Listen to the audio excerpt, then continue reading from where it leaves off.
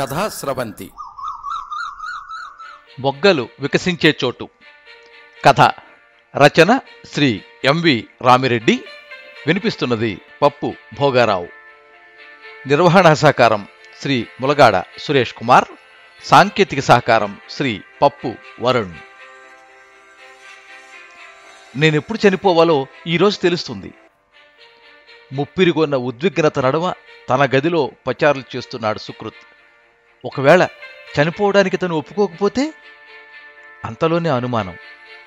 No no, game rules ఒప్పుకోవు, చనిపోవటానికి తను ఒప్పుకోవాల్సిందే. తనలోనే సమాధానం. సాయంత్రం 6 దాటుతోంది. అమ్మా నాన్నలు ఆఫీసు నుంచి వచ్చేలోపే 26వ లెవెల్ టాస్క్ ముగించాలి. సుకృతిలో పట్టుదల. కానీ తాను మరణించే తేదీని తెలుసుకునే టాస్క్ కావడంతో కాళ్ళు వణుకుతున్నాయి. నోరు తడారిపోతోంది. గుండె వేగంగా కొట్టుకుంటోంది. తల బరువెక్కుతోంది. మరు నిమిషంలో మెదడు నరాలు చిట్లిపోతాయేమో అన్నంత బాధ. అయినా ఆడాలన్న పట్టుదల, టాస్క్ పూర్తి చేయాలన్న తపన. చుట్టూ ఉన్న ప్రపంచమంతా అదృశ్యమైపోయి తనొక్కడే ఇంకేదో లోకంలో ఉన్నట్లు, ఎవరి చేతనో నియంత్రించబడుతున్న మరబొమ్మల ఒక ఉన్మాద క్షేత్రంలో చిక్కుబడిపోయాడు. నెల రోజుల క్రితం తల్లిదండ్రులకు తెలియకుండా బ్లూవేల్ గేమ్ ఆడటం మొదలుపెట్టాడు. వాళ్ళిద్దరూ సాఫ్ట్వేర్ ఇంజనీర్లు. ఒక్కగానొక్క కొడుకుని ఖరీదైన కార్పొరేట్ స్కూల్లో చేర్పించారు. లోటు లేకుండా చూసుకోవాలన్న ప్రేమతో అన్నీ సమకూర్చారు. 7వ తరగతిలోనే స్మార్ట్ ఫోన్ కొనిచ్చారు. సుకృత్ ఇప్పుడు 8 చదువుతున్నాడు. 4 గంటలకే స్కూల్ నుంచి ఇంటికొచ్చి 1 గంట సేపు ఇంట్లో ఒంటరిగా ఫోన్లో రకరకాల ఆటలు ఆడేవాడు. ఆ క్రమంలోనే ఫేస్బుక్ ఫ్రెండ్ ద్వారా బ్లూవేల్ ఊబిలో దిగబడ్డాడు. ఆటలో భాగంగా తెల్లవారుజామునే నిద్రలేచి భయంకరమైన వీడియోలు చూశాడు. బ్లేడుతో చేతుల మీద ఘాట్లు పెట్టుకున్నాడు. తిమ్మింగలం బొమ్మ చెక్కుకున్నాడు. పెదవిని కోసుకున్నాడు. చేతుల మీద సుగుదలతో గుచ్చుకున్నాడు. అదే ఆట ఆడుతున్న మరో కుర్రాడితో స్కైపులో మాట్లాడాడు. క్యూరేటర్ సూచనల మేరకు పనిగట్టుకుని మరీ బాధ అనిపించే పనులు చేసి నీరసపడిపోయేవాడు. ఇలా దాదాపు 25 స్థాయిలు పూర్తి చేశాడు. ఈ విషయాలేవి తల్లిదండ్రులకు తెలియకుండా జాగ్రత్త పడ్డాడు. 26వ లెవెల్ టాస్క్ ఆడటానికి సిద్ధమయ్యాడు సుకృత్. మార్చి 22. ఆ రోజు నువ్వు మరణించబోతున్నావు. ఎత్తైన బిల్డింగ్ మీద నుంచి దూకి ఆత్మహత్య చేసుకోబోతున్నావు. ఆ సూచన అందుకోగానే సుకృత్ కుప్పకూలిపోయాడు. గుంటూరు జిల్లా స్థాయి ఖోఖో ఫైనల్స్. ఆట రసపట్టులో ఉంది. 2 నిమిషాల్లో 3 అవుట్ చేస్తేనే ఆత్మకూరు జెడ్పీ హైస్కూల్ గెలుస్తుంది. అది అసాధ్యమని అప్పుడే అవతల జట్టు సంబరాలు మొదలెట్టింది. కడకు విజయం తమ జట్టుదేనన్న ధీమాతో కోర్టు బయట నిలబడ్డాడు కృష్ణమూర్తి. ఆయనకు చదువు పేరుతో పిల్లల్ని యంత్రాలుగా మారుస్తున్న విద్యా వ్యవస్థ పట్ల విపరీతమైన ఆవేదన ఉండేది. నీల్ సమ్మర్ స్కూల్ అన్న, ఫిన్లాండ్ విద్యా విధానం అన్న మక్కువ. కూతురు లండన్లో, కొడుకు హైదరాబాద్లో స్థిరపడ్డాక స్వచ్ఛందంగా ఉద్యోగ విరమణ చేసి ఆత్మకూరు చేరుకున్నారు. తాను చదువుకున్న పాఠశాలే దత్తత తీసుకున్నారు. ముందుగా ఉపాధ్యాయులకు ప్రత్యేక శిక్షణ ఇప్పించారు. తన సిద్ధాంతం పట్ల ఆకర్షితులైన యువకుల్ని వాలంటీర్లుగా చేర్చుకున్నారు. పిల్లలతో అధిక సమయం గడిపారు. వారిలోని సృజనాత్మకతను మేల్కొల్పారు. సరికొత్త ఉత్సాహం నింపారు. బడికి రావటం అంటే పండగలా మార్చారు. ఒక్కసారిగా చప్పట్లతో పాటు అరుపులు వినిపించాయి కృష్ణమూర్తికి. ఆయన అంచనా తప్పలేదు. అవును, విజయం తమ జట్టుదే. చెప్పు నాన్న, ఎలా ఉన్నారు? కృష్ణమూర్తి తన కొడుకుని చిన్నప్పటి నుంచి నాన్న అనే పిలుస్తారు. మీరు అర్జెంటుగా హైదరాబాద్ రావాలి. కొడుకు గొంతులో ఆందోళన. ఏమైంది?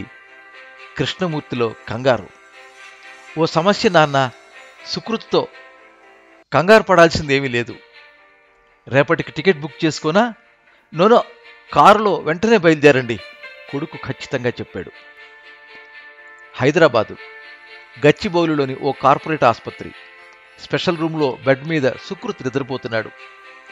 సెలైన్ ఎక్కుతోంది. పక్కనున్న మానిటర్లో బీపీ, పల్స్ రేట్ నిరంతరాయంగా నమోదవుతున్నాయి. మనవణ్ణి ఆ స్థితిలో చూసి కృష్ణమూర్తికి దుఃఖం తన్నుకొచ్చింది. సుకృత్, సి గ్రాండ్పా వచ్చారు. మంచం పక్కనే కూర్చున్న కోడలు కొడుకుని లేపబోయింది. వద్దమ్మా, విశ్రాంతి తీసుకోనివ్వు వారించారు కృష్ణమూర్తి. తండ్రి కొడుకులు గ్రౌండ్ ఫ్లోర్లోకి వచ్చి రిసెప్షన్కు దూరంగా ఉన్న కుర్చీలో కూర్చున్నారు. అసలేం జరిగింది నాన్న అడిగారు కృష్ణమూర్తి. మేం ఆఫీసు నుంచి ఇంటికి వచ్చేసరికి తన గదిలో స్పృహ లేకుండా పడి ఉన్నాడు. ఫస్ట్ ఎయిడ్ చేసి మంచం మీద పడుకోబెట్టి చొక్కా విప్పాం. వాడి చేతుల మీద, ఒంటి మీద గాయాలున్నాయి.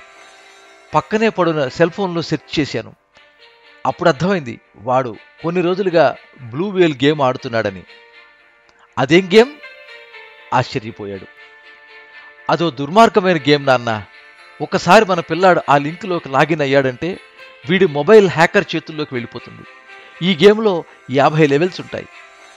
ఆయా స్థాయిల్లో ఉండే టాస్క్లు ఎంత క్రూరంగా ఉంటాయో వివరించాడు. 10 గంటల వేళ. డాక్టర్ పిలిచాడు. ఇద్దరూ వెళ్ళారు. మీ బాబు చాలా డిప్రెషన్లో ఉన్నాడు. పెద్ద ట్రీట్మెంటే అవసరం.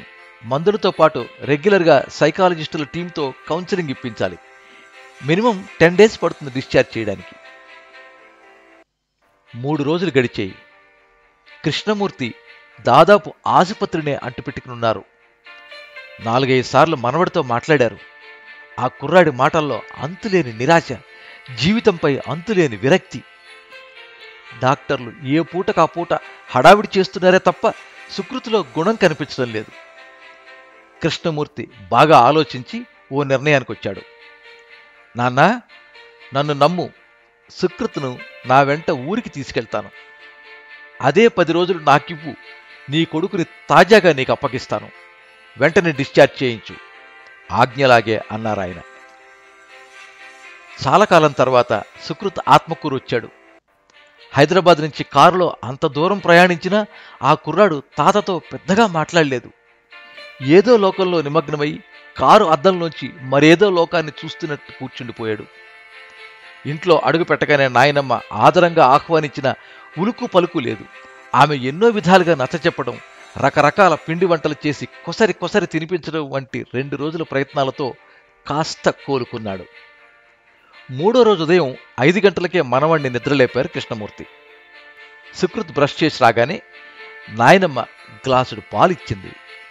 ఆ రుచి కొత్తగా అనిపించింది. కృష్ణమూర్తి మనవణ్ణి బజారుకు తీసుకెళ్లారు. ధనుర్మాసపు చలి గిలిగింతలు పెడుతోంది. ఓ ఇంటి ముందు 4 చలిమంట వేసుకుంటున్నారు. వాట్స్ దట్ ఫైర్ గ్రాండ్పా అడిగాడు సుకృత్.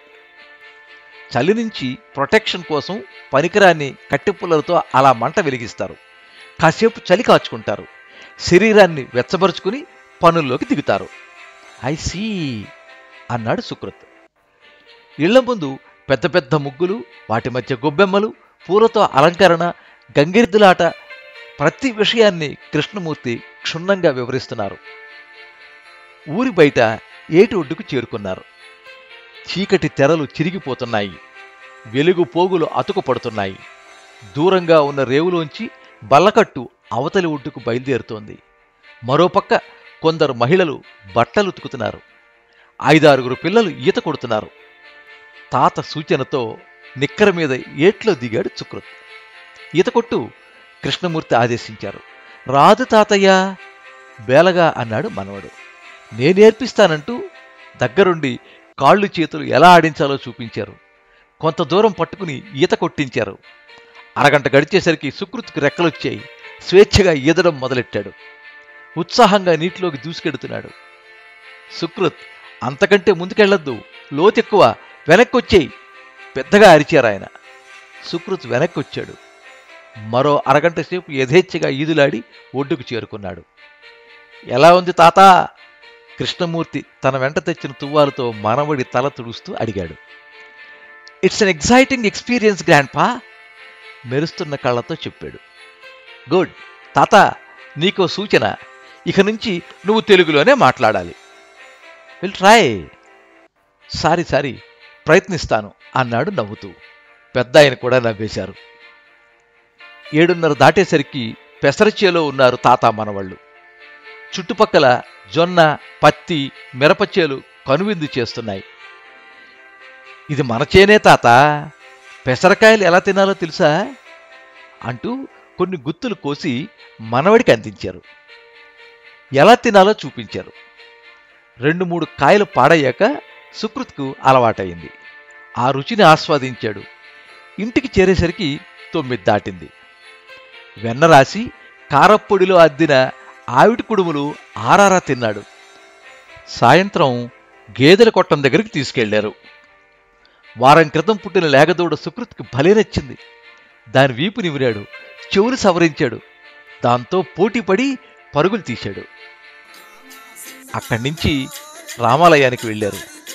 అక్కడ 25-30 మంది యువకులు కోలాటం ఆడుతున్నారు. కీర్తనకు అనుగుణంగా అడుగులు వేస్తున్నారు. 2 కర్రపుల్లల్ని నిలువుగా అడ్డంగా తాకిస్తున్నారు. లయబద్ధంగా జనిస్తున్న వాటి ధ్వనులు పాటలో లీనమై అద్భుతమైన సంగీతాన్ని గాల్లో మిళితం చేస్తున్నాయి. ఆ కళను కళ్ళప్పగించి చూస్తూ ఉండిపోయాడు సుకృత్. అక్కడి నుంచి ఇంటికొస్తూ ఉండగా వీధి దీపం వెలుతురులో రచ్చబండ దగ్గర పిల్లలు ఏదో ఆడుతున్నారు. అదేం ఆట తాతయ్యా? దాన్ని నేలబండాట అంటారు. బేసి సంఖ్యలో పిల్లలు పంటలు వేస్తారు. పండని వ్యక్తి టాస్క్ ఫేస్ చేయాలి. ఉదాహరణకు అతను నేలను కోరుకున్నాడనుకో, పండిన పిల్లలంతా బండల మీదే ఉంటారు. వాళ్ళంతా మధ్య మధ్యలో నేల మీదకి దిగి అతన్ని ఉడికిస్తారు. ఆ సమయంలో వారిని అవుట్ చేయొచ్చు. అతను మాత్రం బండ మీదకి రాకూడదు. వస్తే మొట్టికాయలేస్తారు. 10 నిమిషాలు అక్కడే నిలబడి గమనించాడు సుకృత్. తాతయ్య చెప్పిన పద్ధతిలోనే వాళ్ళు కేరింతలు కొడుతూ ఆడుకుంటున్నారు. పిల్లలు అంతగా ఎంజాయ్ చేయటం సిటీలో తనెప్పుడూ చూడలేదు. మరుసటి రోజు పొద్దున్నే వీధి మైకులో భజన వినిపిస్తుంటే గబగబా బయటకొచ్చాడు సుకృత్.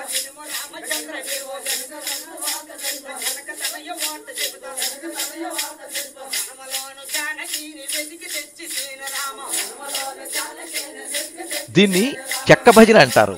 వీళ్ళంతా పక్క ఊళ్ళో జరుగుతున్న తిరునాళ్లలో ప్రదర్శన ఇవ్వడానికి వెళ్తున్నారు, వివరించింది నాయనమ్మ. ఉదయం 9 మనవణ్ణి తనతో పాటు పాఠశాలకి తీసుకెళ్లారు. మధ్యాహ్న భోజనం తర్వాత పిల్లలు తమ ఇష్టం వచ్చినట్టు వ్యవహరించడం సుకృత్ గమనించాడు. కొందరు ఓ హాల్లో గుమికూడి బొమ్మలు గీస్తున్నారు. ఇంకొందరు పక్కనున్న కూరగాయ చెట్లకు పాదులు చేస్తున్నారు, నీళ్లు పోస్తున్నారు, గడ్డి తీస్తున్నారు. మరికొందరు ఆవరణలో ఉన్న చెట్లపైకెక్కి కోతి కొమ్మచ్చి ఆడుతున్నారు. ఇంకొందరు మట్టితో రకరకాల బొమ్మలు చేస్తున్నారు. మరోవైపు మైదానంలో ఖోఖో, కబడ్డీ, కర్రాబిళ్ళ ఆడుతున్నారు. కృష్ణమూర్తి మనవణ్ణి వెంట పెట్టుకుని ప్రతి గుంపు దగ్గరికి తీసుకెళ్లి వాళ్ళు చేస్తున్న పని గురించి వివరించాడు. పిల్లలెవరూ ఆయన రాకను పట్టించుకోవడం లేదు. నిర్భయంగా తమ పనుల్లో నిమగ్నమైపోయారు. తమ స్కూల్లో ప్రిన్సిపాల్ కనపడగానే నిక్కర్లు తడుపుకునే పిల్లల్ని ప్రత్యక్షంగా చూశాడు సుకృత్. మరి సిలబస్ ఎలా అయిపోతుంది? వీళ్ళంతా ఎప్పుడు చదువుకుంటారు? తాతను ప్రశ్నించాడు. ఉదయం అంతా క్లాసులుంటాయి, చదువుకు ఆ మాత్రం సమయం చాలు. మరి మార్కులు బాగానే వస్తాయా? 10వ తరగతిలో నిరుడు 6గురికి 10కి 10 పాయింట్లు వచ్చాయి. Wow, it's really wonderful. అంతేకాదు, వీళ్ళంతా ఆటల్లోనూ ఫస్టే. వెరీ నైస్ తాతయ్య. సుకృత్కు జైలు లాంటి తన స్కూల్ గుర్తొచ్చింది. సుకృత్, నువ్వు ఓ గేమ్ సెలెక్ట్ చేసుకో, అందులో నీకు తర్ఫీదునిస్తాను. తాతయ్య, వీటిల్లో నాకు కబడ్డీ బాగా నచ్చింది. మంచిది, రా అంటూ మైదానంలోకి తీసుకెళ్లి కబడ్డీ జట్టులో సభ్యుణ్ణి చేశాడు. ఎల్లుండి జోనల్ స్థాయి క్రీడా పోటీలు. నువ్వు గాని బాగా ప్రాక్టీస్ చేస్తే కబడ్డీ జట్టులో ఆడిస్తా. కృష్ణమూర్తి మనవడి ముందు ఓ అవకాశాన్ని వడ్డించాడు. That's great. బాగా ఆడటానికి ట్రై చేస్తా తాతయ్య. కబడ్డీ ఆటపై పట్టు కోసం విపరీతమైన సాధన మొదలెట్టాడు సుకృత్. ప్రతిరోజు స్కూలు పూర్తి కాగానే గ్రామం అంతా తిప్పేవారు కృష్ణమూర్తి. గోటి బిళ్ళ, గోళీలాట, బొంగరాలాట, 7 పెంకులాట, ఉంగుడు దూకుళ్ళు, దాగుడు మూతలు, పతంగులు, అష్టాచెమ్మ, పులి మేక, ఎన్నో ఎన్నో ఆటలు పరిచయం చేశారు. చెరువు, కట్టెల పొయ్యి, సీమ తుమ్మకాయలు, ఇటుక బట్టీలు, వరికళ్ళాలు, ఇంకా ఇంకా ఎన్నో. నాయనమ్మ ఎన్నో కథలు చెప్పింది. వెన్నెల్లో కొబ్బరాకులతో బొమ్మలు చేయడం నేర్పింది. జానపద గీతాలు పాడి వాటి అర్థాలు వివరించింది. తాతయ్య, పిల్లలు ఆడుకోవడానికి ఇన్ని రకాల గేమ్స్ ఉన్నాయంటే ఆశ్చర్యంగా ఉంది. ఓ రోజు రాత్రి తాతయ్య పక్కలో పడుకుని అన్నాడు సుకృత్. ఇప్పుడు గ్రామాల్లో కూడా అవన్నీ మాయమవుతున్నాయి తాత. ఈ గ్రామం చాలా చిన్నది కావడం, అడవికి దగ్గరగా ఉండటం వల్ల మాయ పొరలు పూర్తిగా కమ్ముకోలేదు. కబడ్డీ ఫైనల్స్. ఆత్మకూరు టీములో సుకృత్ ఒక్కడే మిగిలాడు. ఆ టీము 4 పాయింట్లు వెనకబడి ఉంది. అవతలి కోర్టులో అందరూ ఉన్నారు. ఒకే ఒక్క అవకాశం, సుకృత్ కూతకు వెళ్ళాలి. 100 మంది వీక్షిస్తున్నారు. ఆత్మకూరు టీం ఓడినట్లేనని అందరూ ఒక అంచనాకొచ్చారు. రెఫరీ విజిల్ ఊదాడు. సుకృత్ తాత వంక చూశాడు. ఆయన తన 2 చేతులు సమాంతరంగా ముందుకు జాపి ఎడమ అరచేతిని అత్యంత వేగంగా కుడి అరచేతికి తాటించి అంతే వేగంగా వెనక్కి జరిపాడు. ఆ సంకేతాన్ని సుకృత్ పసిగట్టాడు. సహజంగా కబడ్డీ కబడ్డీ అంటూ మెల్లగా వెళ్ళి ఆ తర్వాత ఊపందుకుంటారు.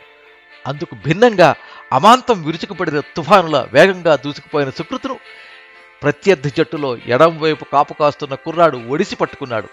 మిగతా పిల్లలందరూ మీద పడ్డారు.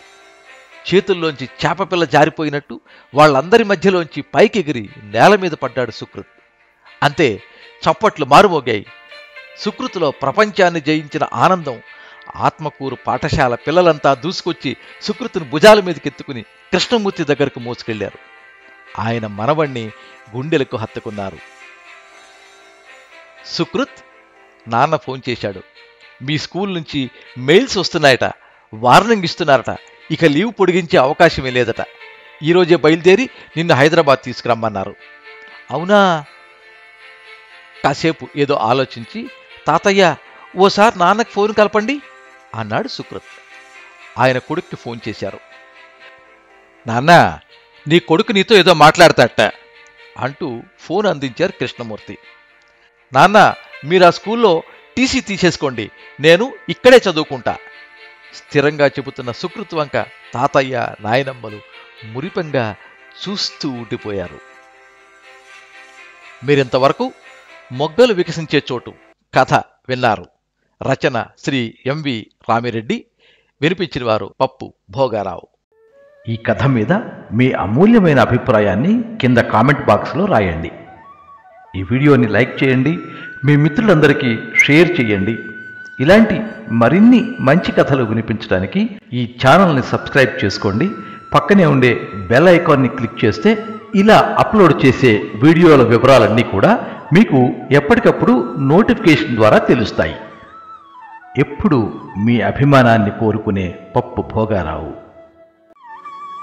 సర్వే జనాః సుఖినో భవంతు.